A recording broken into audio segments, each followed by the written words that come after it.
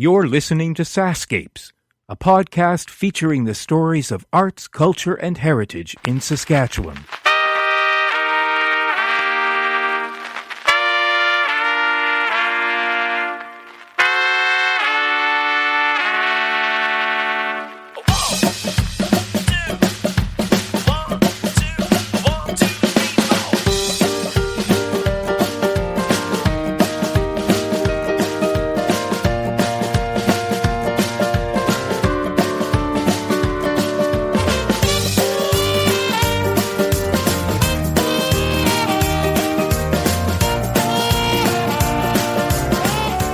Canadian folk singer Eileen Laverty is on one heck of a musical journey. Eileen has performed with John McDermott, Mary Black, Tom Cochrane, Kenny Rogers, and has appeared in most of the major Canadian folk, roots, and blues festivals, and that only scratches the surface.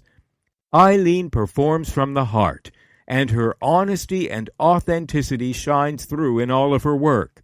Beyond her musical accomplishments, Eileen is just a really great person. I'm Kevin Power, and on a rainy afternoon in Saskatoon, I join Eileen in her kitchen over a cup of coffee, and we muse and laugh about life, music, travel, teaching, and soccer. She may claim to have yet to find the balance in it all, but from my vantage point, Eileen has rested in a place of gratitude and contentment and remains open to each moment as life presents more opportunities. Eileen Laverty, you have the esteemed honor of being my 25th podcast guest. You're episode 25. Very excited. Very honored to be here. Thanks for coming along for the ride. Let me just sing your praises for a minute while you sit across the table from me in your lovely kitchen and blush. You won the Prairie Music Award for Outstanding Roots Recording. Here's what CBC said about you. Laverty's charismatic attitude combined with her soulful sound has her ranked among the elite of Canadian folk singers. Not too shabby. Here's Dirty Linen Magazine's comment on your work. Laverty's songwriting shows a great deal of depth, and she has a fine sense of melody. It's her pure, rich voice that is her calling card. Well, if you have to have a calling card, that's as good a one as any. So, let's start by telling me where you grew up. Oh my goodness. Well, I was born in Belfast, Northern Ireland. And my family immigrated to Canada when I was about 6 years old. And then we moved around a little bit, but we finally settled in Saskatoon. So I very much consider Saskatoon my home. It's where I've grown up. When did you settle here? Oh, I think we moved to Edmonton. We were there for a year, and then Regina for a year. And my dad, through his work, was transferred, and we ended up at Saskatoon. So a long time now. Right. So you were still pretty young when you got here. Oh, yeah. 8 or 9, I think. Right. But old enough that you remember much about growing up in Ireland. I didn't really remember a whole lot about growing up in Ireland. I mean, like I said, as a 6-year-old, I remembered leaving, and having gone back then many years later, I was surprised at the things that I did remember after seeing them again. But no, I definitely very much a prairie girl. Yeah. Yeah, I went to school here in Saskatoon and university, and then I did a 4-year English degree here at the University of Saskatchewan, and then I went back to Ireland and I finished my teacher training. So I got to intern in Belfast, and very, very fond memories of that as well. So were you creative when you were growing up? I suppose as far as, I always like making things, like all kids with crafts and glue sticks and things. But musically? Musically, no, not at all. My parents are very musical. There was always music in the house, but my Uncle Des taught me how to play guitar. He showed me a few chords, and I was just very shy. I was doing my best to be a soccer player. I wanted to be a professional soccer player when I was younger, so I did a lot of training and played, and just took a diversion somewhere along the way, ended up in a band, and here we are. But what led you to studying English in university? Loved stories, loved reading stories, and particularly poetry. I loved my grade 11 teacher, Mr. Hurley, introduced me to W.B. Yeats and the world of poets, and there's no turning back. So I just loved literature and the storytelling particularly. All of my guests, or many of my guests, have talked about a teacher that's had a major influence Is that right? on them. Tell me about Mr. Hurley. Oh, Mr. Hurley's a gem of a man, actually. I've met him for lunch recently. There were a few teachers who definitely had an impact on my upbringing, but Mr. Hurley just always had a great sense of humor, very dry wit. He himself is from Ennis, Ireland, but Dublin. I studied in Dublin, and just always ready with a laugh and passionate about reading and poetry, and just always left an impression on me, I guess. Had you written poetry or short stories or anything when you were a kid? Not really. I wasn't. I wish I could say I have volumes of journals stashed away somewhere, but no, I wasn't that person. I was always out. I don't know. I was more athletic, more sports minded, and I jotted a few things, but nothing to speak of. I wasn't that kid. No. Right, and so ultimately you became an English teacher. Yes. Here in Saskatchewan first, in Saskatoon? Absolutely. I came back after my year of studies at Queen's, the University in Belfast, and I started subbing, and I ended up teaching at the school where I had graduated from, here at AD High School in Saskatoon. Kidding. Yeah, I taught there for a number of years, and like I said, I was training quite seriously to play soccer, and fell in with a band. My uncle got me involved in the Irish music scene here in town, and I took up with a group, Shiamsa, we were called. We started a band, and we used to play just between here and Regina every few weeks. I just got a taste of it, and I wanted to do more, so that was it. And it was one song, actually. We used to play, it was a lot of traditional. We had a great fiddler, John Krasinski, and Lillian Thorpe. She's great on the viola as well, and the whistle. And they were a great group. So it was mostly traditional, but they let me sing the odd ballad. And I just wanted to do more of it. And we used to sing Dougie MacLean's song Caledonia, which is it's an anthem now. And I just loved that song. I loved singing that song, and I was encouraged to do a recording of it. So that was what started it all, really, was trying to get that song recorded, and ended up writing a few songs to go with it, and ended up with an album, and yeah, never looked back. Have you been to Nova Scotia? I have only been once for a weekend. I managed to get there. I'd love to get out there because I know the West or the East Coast music scene is phenomenal. You know, I would love to go. I was there. I had a gig at the Pearl Theatre in Lunenburg, and I went out. I just flew out for the weekend. I felt very, very rock star like, but I had other commitments at home, so I could only go for 4 days. But I flew out, and we tootled about and saw a bit of the sights. But I'm dying to get back. What is it about? Because that's my original home.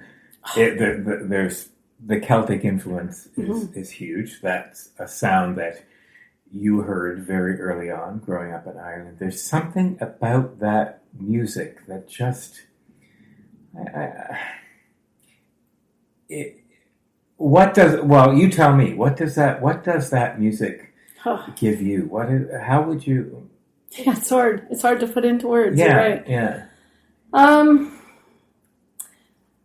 Honestly, for me, the music I grew up listening to, my wasn't entirely Irish. I mean, my dad's a big Roy Orbison fan. My mom loves everything from Elvis to Mario Lanza, right. and so I had a lot of different influences, certainly, but definitely I am very fond of the ballads, the stories. I think I was going to say it really is the stories that drive that music. And then with the traditional sounds, I mean, I was introduced to that through my Uncle Des and through the fellows and Lillian in Shiamsa and the Irish community in Saskatoon. So I learned a lot about the tunes. And there are certain sounds definitely that...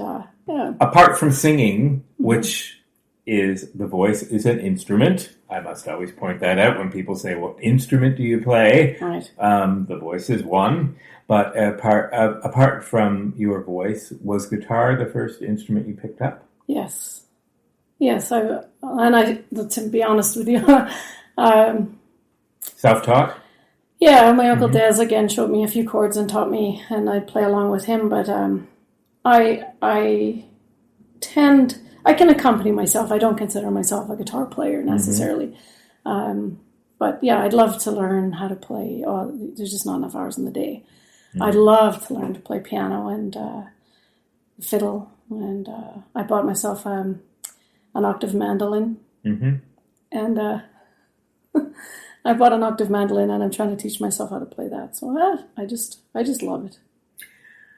So tell me about your life now. No, I taught for a number of years, and then my first album I put out, and it did well, and I was encouraged. So I took some time off teaching, and I did music full time, pursued it full time. I did a lot of traveling about and festivals, and I got a few really great opportunities with John McDermott. Took me out on tour, and Mary Black, well-known Irish singer. She's lovely. She took me on tour in Ireland as well, and a few remarkable things happened early on in my career that were, like I said, very encouraging. So I took some risks and enjoyed it very much. And I've since, I've come back.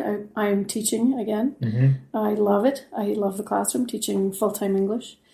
So it's busy, but I'm managing to find time for my projects, the musical projects. How did you connect with John the first time, John McDermott? It was my friend Lynn. When Lynn speaks, I listen.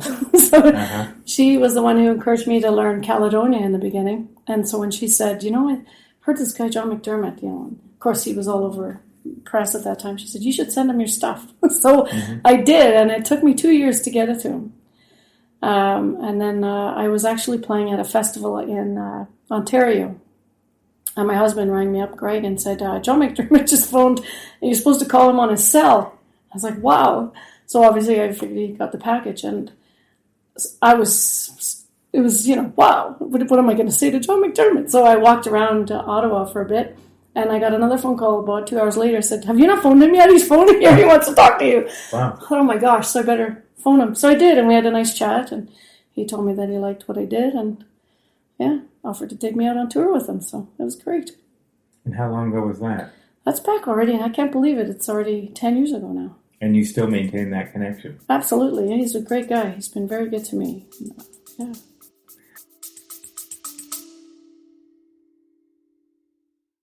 Hey, it's Kevin. I hope you're enjoying the episode so far. Just a quick reminder that the SaskScapes podcast is available for free on your favorite podcast app, or you can stream it from your browser. Check out the show notes for the link. On the SaskScapes homepage, you'll notice something new under the logo called SaskScapes Plus. You can't miss it. There's a big button saying support with a heart icon next to it. I'd love it if you could click on that button and help keep this podcast series going. When SaskScapes launched in May 2014, it was the first podcast in the province celebrating arts, culture, and heritage. In fact, you'd have been pretty hard-pressed to find any Saskatchewan podcasts. So I'd like to think that we paved the way. It's been because of your support that this podcast is now in its 9th year. Okay, that's it. Enjoy the rest of the episode. What is life like as a musician? You say you put out your first CD. Right. How does that happen? For people who are listening who are aspiring musicians, where does that begin? I mean, obviously it begins with the music. Right. But when it comes time to get that CD out there, what did you have to go through to get it heard? It's a lot of hard work. I don't know if people really want to know that. No, absolutely. They want to know that I get up in the morning and I have a coffee and I write some songs and go for a while. And it's all smoke and mirrors, baby. Right. But it's a lot of long hours and a lot of phone calls and building databases and cold calls and mailing out lots of bills from the post office and it was a lot of work to get it out and get it heard. But you just have to hope that it all comes back in some way, shape, or form. Maybe you don't see the results immediately, but over time. So you don't write with results in mind. You write for you. Oh, writing. No, you're right. The first CD I put out, I wrote. I was experimenting, I suppose, and they were very introspective songs about my journey specifically. Again, it was a prof, actually, my Irish Lit prof from university, Professor Markin, who had encouraged me through my essays for him to stand back from the politics, stand back from the specifics of an event, and try to write in a way that let other people in, that they can relate to it. So I took that as a lesson in songwriting too. So I hope that translates. But so does the lyric come first or the music for you? Well, again, I have to be honest. I haven't written a ton of songs, but of the songs that I've written, it's different every time. Honestly, I'm not very disciplined. I should be more disciplined. You're not the only artist to say that. but I have lots of musical ideas, and I have a couple of collaborations, and I've got a few lyric ideas kicking around. So I just really need to find the discipline to sit down and get to work. But you've toured a lot. I mean, you've played a lot of festivals across the country. Yeah, over the years, it's been great. When you're out on the road, is that an easy lifestyle for you? Do you thrive on being out there, or do you? I tell you what, no, I love it. I do. I don't know that I could do it 300 days a year, honestly, which is why I love my life now. I mean, I haven't figured out the balance. Believe me, I tend to be running around putting out fires everywhere, but I do love it, and I find that is the most creative place too. You must find that when you're immersed in the music and that environment, it's a very creative place to be. How important is the audience to your performance? Oh, critical. Yeah. Do you think audiences know that? I hope so. I hope that I tell them that it matters. Yeah. I'm there. I love entertaining. I just love... It seems very self-indulgent. No, not at all. Not at all. I just really do love making people laugh, and I love to sing, and if people love to listen, that's great. And I love entertaining people. And are you going through a journey of your own when you're on stage? I mean, as you're reliving the music you've written, and as you're interpreting the music that inspires you, that you want to reinterpret, reinvent, are you going through some kind of a process up there, or are you really just about creating that experience for the audience? Yeah, I would say so. It's about just trying to, like a lot of the songs. I don't know. I've never thought about that. I really wanted people to enjoy themselves and come away feeling good. Do you find it hard when you've become so familiar with the song to hear the lyric yourself when you're performing it after a while? I have to concentrate. If I so much as like, oh, that's a lovely hat, I'm gone. I really have to think about what I'm singing. And plus, I always think that if you want to be honest, in the delivery of it, I want to be honest. And so I want you to believe that I'm feeling that and not thinking about how I'm sounding. Because I think people hear through that. Right. Audiences are smart. Very smart. Yeah, they let you know. Yeah, they sure do. Yeah. What about your band? Where'd you find the band members? Oh, well, I am so blessed. As she lights up. So blessed. Yes? Yes. I bumped into my good friend Jesse Brown. He and I have been playing now, I can't believe it's almost 20 years. He is fantastic. I'm really Tell me about him. humbled. Jesse Brown is from Albertville, Saskatchewan, and... he's played with a lot of different musical groups over the years, but we've managed to... We both have a very fondness for the slow ballads, I guess, the heartbreaking tunes. And he just... I can't even articulate. I just love him. He's like a brother to me. And he's a beautiful player, and I'm very lucky that he plays with me because he's a genius. And we have a lot of fun on stage. He's got a great sense of humor, and... he endears himself to people everywhere we go. So we're kind of this almost opposites. He says things that I can't believe he gets away with, sometimes and does stuff.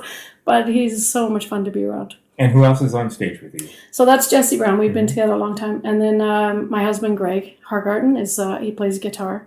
And I would say he's a music director for sure.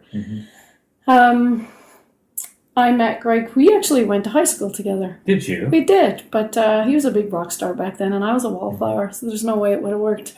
We met many, many years later, and he's from a rock and roll background. He's and a singer-songwriter in his own right, for sure. And so I twisted his arm into coming and playing, and so yeah, he's solid. He plays guitar and ebo and bouzouki and some percussion sometimes. So that's the trio, and that's the regular crew. And then over the years, I've been very blessed to play with other players and record with many other musicians. Why are you drawn to ballads? My husband would say it's because I'm Irish and melancholic. I don't know. Is melancholy inbred in the Irish? I think so. It must be. I don't know. I think I'm a pretty perky person, but right. I do love the sad stories. You do? I love it. Right. It's those stories of hardship and growth. But you don't impress me as the kind of person that has sad stories yourself. No, life is good. Right.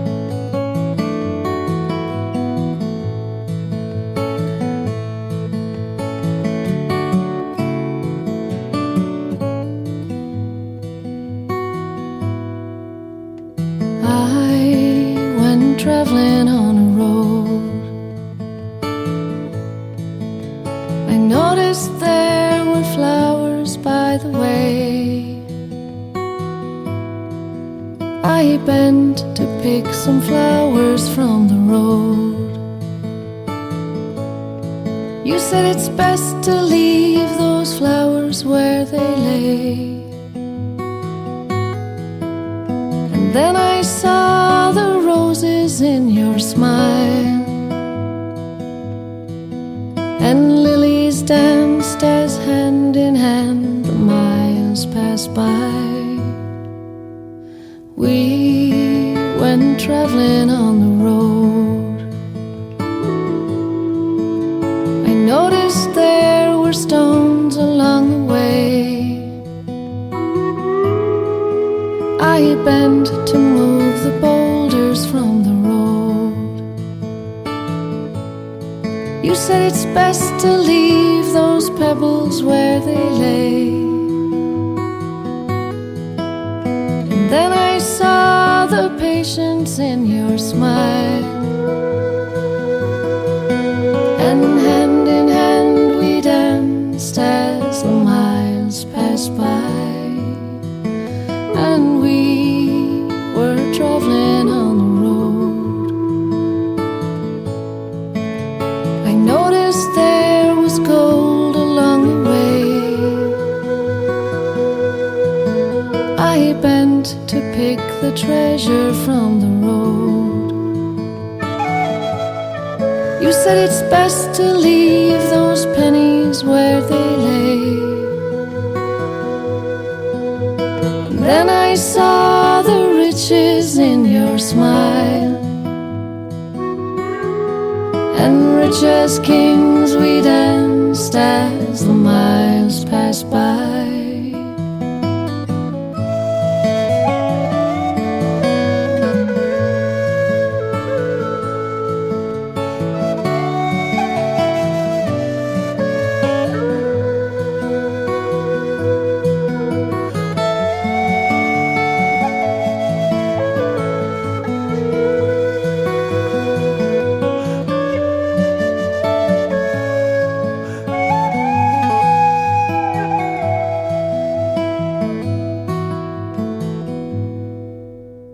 Now I'm traveling on the road, and you're no longer there to lead the way. I bent under my grief down on the road, but it's best to leave those tears where they lay. Soon I found your image in my heart, and lilies dance as step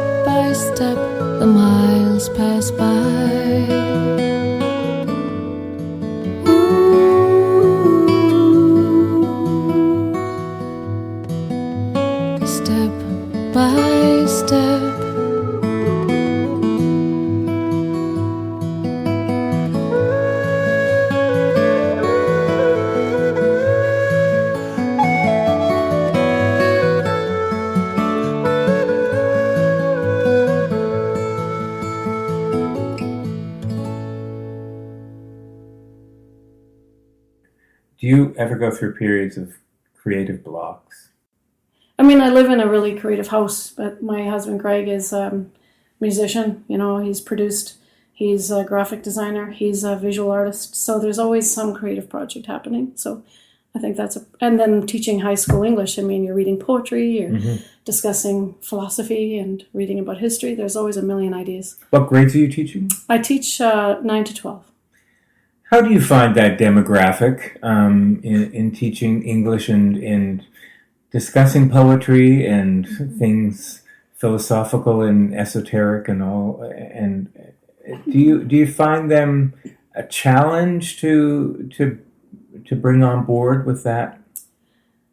I would say that's a tough question. I mean, they're challenging days, right? But I think as long as you leave the house and make sure you have your sense of humor with you, right, goes a long way.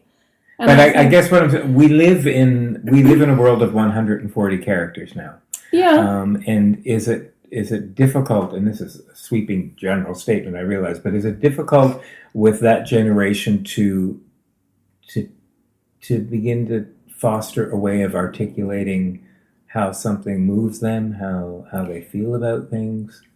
No, I think they're really, speaking very generally again, but I think, people by nature I believe they're very creative and inquisitive and want to figure out how things work. I think the challenge is more for me, trying to keep up with the technology and trying to keep up with the way they communicate. Right? You can fight it. I've tried that. It goes nowhere. And believe me, it is a challenge as far as maybe attention span or as far as I do find somehow the technology can be a distraction to the task at hand. But I mean, it's again a challenge for me to keep them motivated and interested. And it's a huge task. I think it always has been. So you just try to keep relevant, right? Yeah. Who are your poets that you love? Oh, there's a litany. I'm a huge fan. William Wordsworth and the Romantic poets for sure. But I'm a big fan of Billy Collins as of late, the American poet. He's wonderful.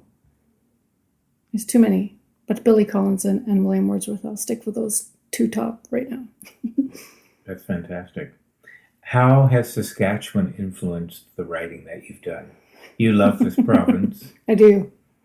And it's vastly different as far as its terrain from Ireland. Does it feed you in any way as you're touring around the province? How are you affected? I think anyone who lives here, again, that's a very philosophic question for a Friday afternoon. No, but I love the resilience of the people here, their sense of humor, the fact that it's been 30 below for 3 weeks straight and you expect to go and play to an empty room and it's packed and everyone's joking about cabin fever and having to get out, and it never ceases to amaze me. And the big open sky, all of those things, the harshness of it, and again, hardship, I know. Battle the underdog, surviving. Bring on that. You'd have made a great pioneer. I don't know about that. This is intensely personal. You don't have to answer it if you don't want to, but are there moments where you become so caught up in the authenticity of the lyrics and your performance that you move yourself? I mean, are you caught up in the emotion? And is that safe as a performer to go that deep in the middle of a performance, or do you always have to stay one step removed from moving yourself? I'm still learning those boundaries, I think. I don't know. There are times, it catches you off guard. There are funny, there was one time I had a sore throat and I had been gargling crushed aspirin or something before and drinking Buckleys and I came out to sing and I was on the last song and it was a particularly sad ballad and I got a terrible tickle in my throat and I actually welled up and had tears in my eyes, but I was suppressing a cough and somebody brought me a glass of water that had lemon squeezed in it, which you would know is probably the worst thing you could drink. Everybody wants to suck lemon. So I took took a swig of the lemon juice and it made it worse. And now there's tears streaming down my face. And half the people in the front row were just with me thinking I was so upset over this poor lady and the song and what happened to her. And I was like, I really have to cough. It was priceless. It was awesome. So there's those moments. As long as you leave them with the illusion that you're being moved, that's all that really. So moved. I'm verklempt. Such silliness. Tell me about your fight to the Supreme Court of Canada. No. Oh, so long ago. Wow, you've done your homework. I'll give you that. It's a very short tale, to be honest. That's okay. I really, I grew up playing soccer, and I grew up, when I started playing, women's soccer was just getting started. I mean, there were no women's teams. There were very few. There was certainly no girls' teams. And so in high school, I played on the boys' team and fought for a spot and, did okay at it. And everyone was wonderful and supportive and encouraging, and it was great. And then I had a chance to try out with Canada's national team, which was my dream. And again, at that time, I had been playing with my brothers, and to me, playing on the boys' team wasn't a big deal. Mm-hmm. I mean, the guys were respectful, and I appreciated that, and didn't want any special privileges. I just wanted to play the game and train really hard. And so there were some, we've all mended our ways now. We're all good pals, but there was an issue with me playing on the boys' team. Uh-huh. And so it was men, and it wasn't like it was men's first division or anything crazy, but it was good soccer and playing with my brothers. And the only reason they gave me was because I was a girl. And so I said, well, that doesn't seem right. If they are okay with me playing and I can handle it there, then I don't get what the issue is. So yeah, it kind of just went from there. I made a couple calls and. Well, you don't just call the Supreme Court of Canada and say, "Can I talk for a moment?" No, I phoned just the Human Rights Commission and hoping that it would just go away. I just wanted to train and I wanted to play, and I was quite happy playing on my brother's team. And people put roadblocks up for me, so I don't take too well to that. So what was the process at their end to change that?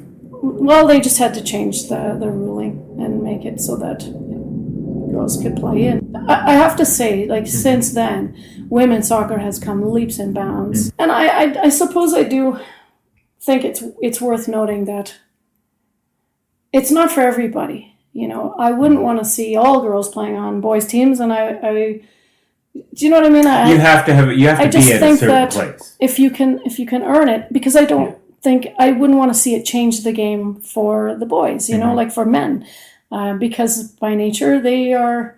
I would want them to see me as a soccer player, and I couldn't do it now. I couldn't take the knocks. I'm playing co-ed and I'm hanging on. I was gonna. Are you still playing? Oh yeah, I play with the Laverty boys and my brothers again, and we have fun in the co-ed league, and it's just fun. It's how many Laverty boys are there? I have 3 brothers and 1 sister, and then I've the sisters-in-law and the brother-in-law and nephews who all play. So it's great to get all of us out playing. It's really fun. Nothing like sibling rivalry in sport, a little right? Bit, yeah. No, are you coaching soccer at school? Where you? I did for many years. I coached at both the boys' senior team and the girls' senior team at the schools I was at. A lot of good memories there too. Yeah. Back to the musician part of Eileen Laverty.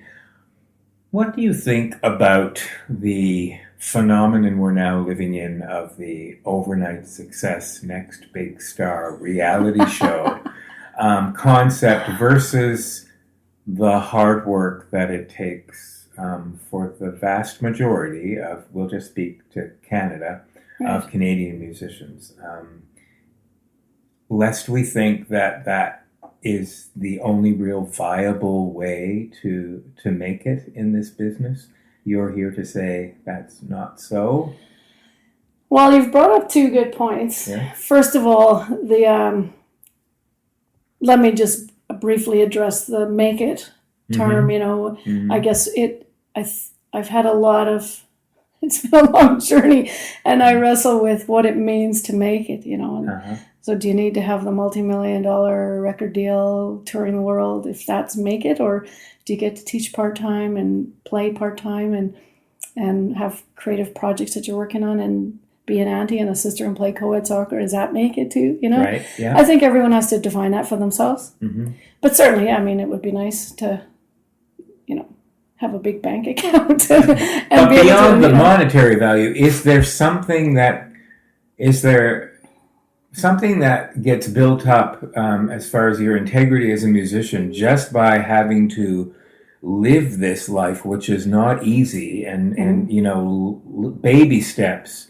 Right. Is there something inherent in that makes you the artist that you are versus a fast track overnight kind of road? I mean, how do you mature as an artist when that's handed to you on a plate? Right.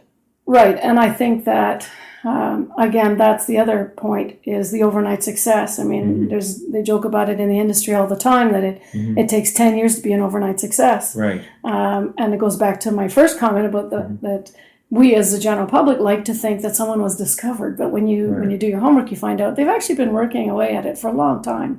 And it takes a certain combination of breaks and mastery and all of those things that help you along the way. But you're right, the shows, I think, I don't like that they feed that notion that you can be discovered, and especially young kids who are swept out of their so-called normal life and then, you know, put on this whole other whirlwind where they do lose themselves. And I think there's a danger of that. And we see that all the time, people crashing and burning, sadly, and being used. And that's been around for a long time. You know, if you go back, even a lot of the bands years ago they're working day jobs now that sold multi-million-dollar records because of the environment they were in, you know, the industry and the people who manipulated them. So there's always that danger. And as far as the overnight shows, the shows that promote that, I think that it could be a great stepping stone for some, a great leg up. There's absolutely nothing wrong with having been exposed to that size of an audience. Right. If you have people in your corner and you yourself are savvy business-wise and can know and recognize that opportunity and what that could do for you. Right. And I mean, you're never going to compete with the money and all of that. That's at that level, but certainly that exposure isn't going to hurt. You're right. I would worry about, especially young people who haven't developed as an artist or haven't figured out what they deem important in life and how they decide what is make it. Again, It's very philosophical. Right. But so for the young person out there who may happen upon episode number 25 of SaskScapes, who listens to you and is not going to have that opportunity to fall into an overnight success show, where do you begin? What would you tell somebody who came up to you and said, or do people come up to you and say, I would really like to do what you're doing for a living? How do you start? You have to do it because you can't think of anything else you'd rather do. Right. You absolutely have to do it because you love doing it. And if you're doing it for any other reason, if you think that I'm just going to do this until I get there, well, there never exists. It just keeps moving. Yeah. You know, this keeps getting bigger and busier. And so you have to do it because you love to do it and you can't imagine doing anything else. Yeah.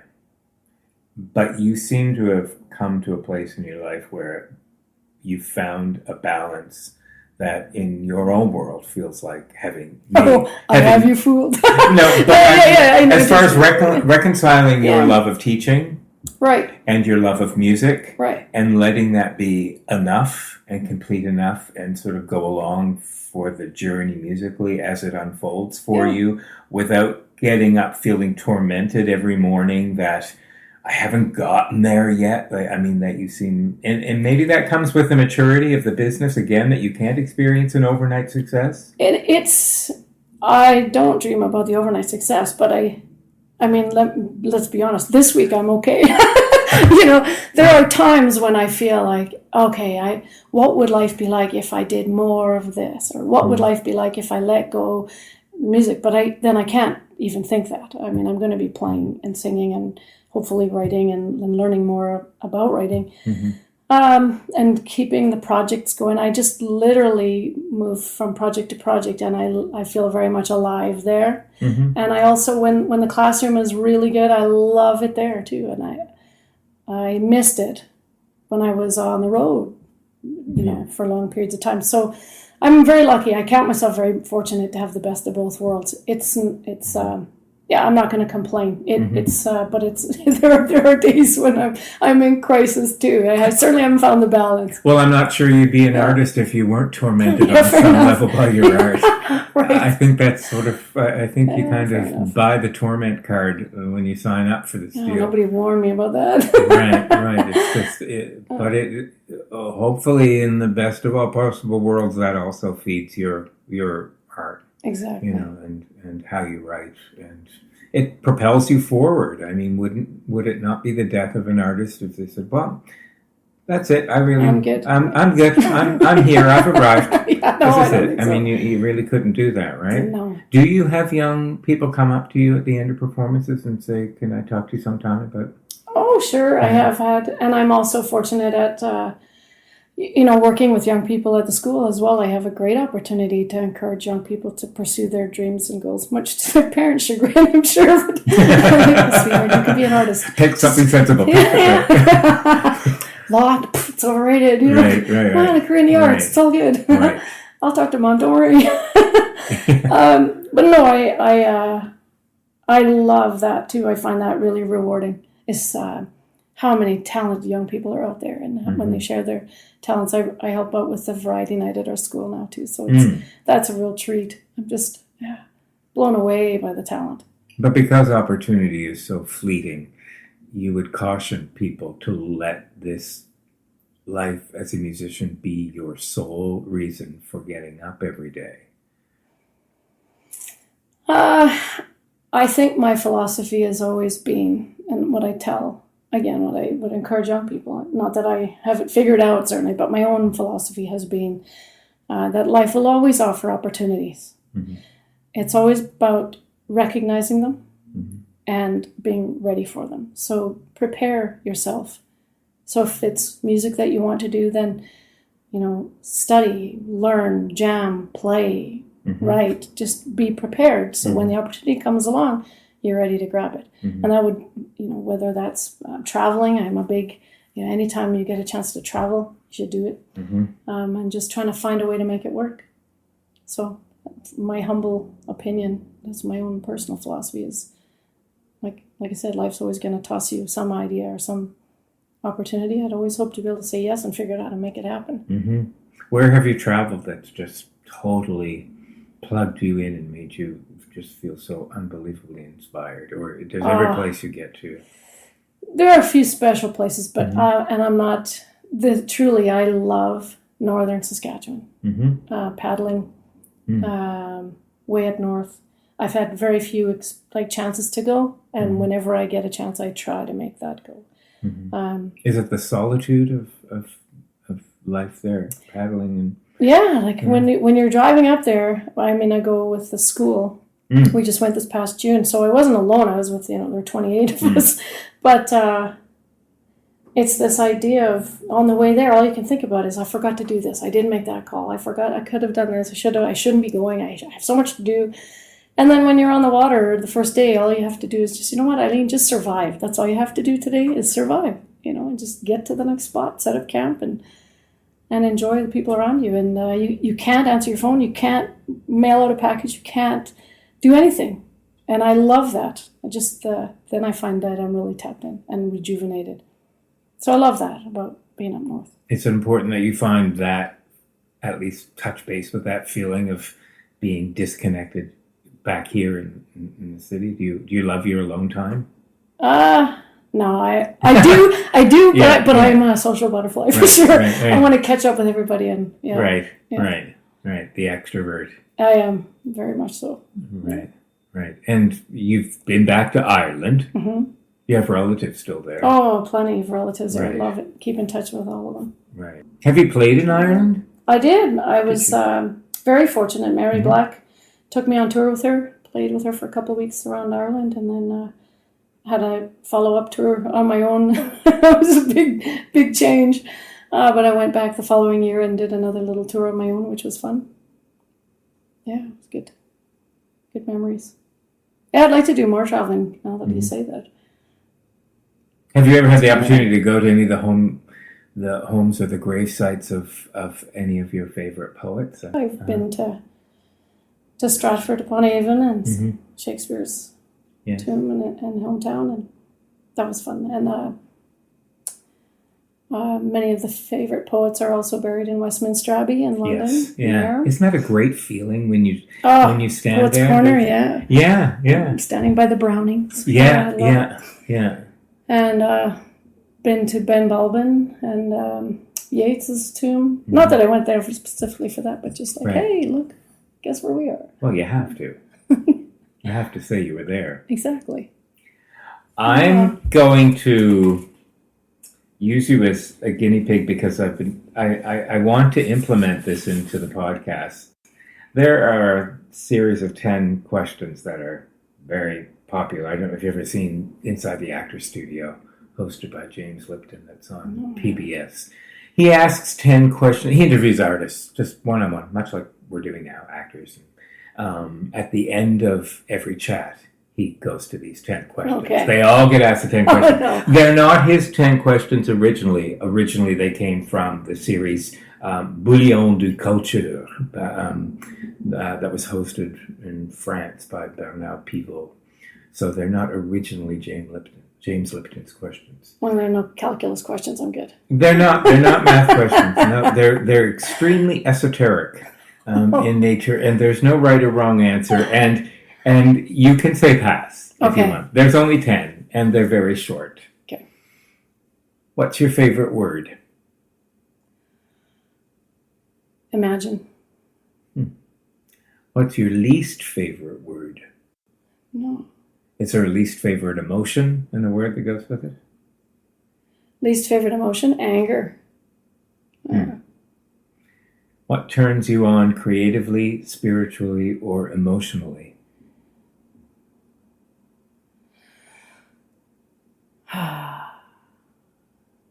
I would have to say music, art, and the outdoors. Not necessarily in that order. And maybe all together would be amazing. Yeah. What turns you off? When cats dig up my garden, it makes me nuts. Does that happen often? Yes. There, it took a while, but I can see. There you go. You dug deep for that one. And so did the cat. Yes. What's your favorite curse word? Oh, man, I don't know. Favorite curse word? That's okay. No, I don't know that one. Favorite curse word. What sound or noise do you love? What sound or noise do I love? I love the sound of the uilleann pipes. I know that's really corny. The sound of the what? The uilleann pipes, the Irish bagpipes. Oh. Irish pipes, the yes. uilleann pipes. I love the sound of... these are all really corny. The uilleann pipes, the ocean. I love the sound of the ocean. That's not corny. I love the sound of the loon. Quintessential Canadian sound. Yeah, I love it. I know. What sound or noise do you hate? The sound of a cat digging. The sound of a cat digging in my garden, yeah. The sound of a truck backing up at 6 a.m. in my neighborhood under my bedroom window. Right, that annoying beep, beep, beep. Yeah, Right.